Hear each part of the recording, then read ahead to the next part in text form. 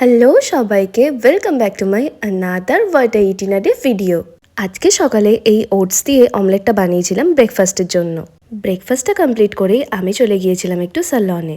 বেশ কিছুদিন ধরে স্কিন কেয়ার করলেও হেয়ার কেয়ারটা কিন্তু আমার একদমই করা হচ্ছিল না।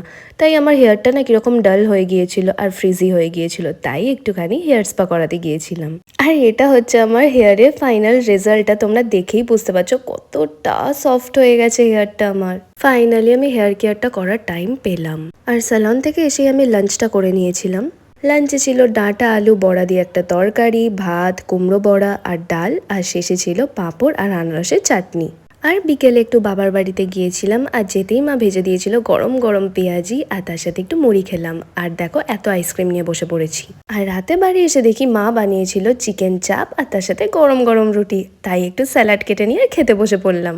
আজকের মতো ওয়াটার ইটিনারি আমি এখানেই শেষ করলাম। নেক্সট ভিডিওতে আবার দেখা হবে। বাই।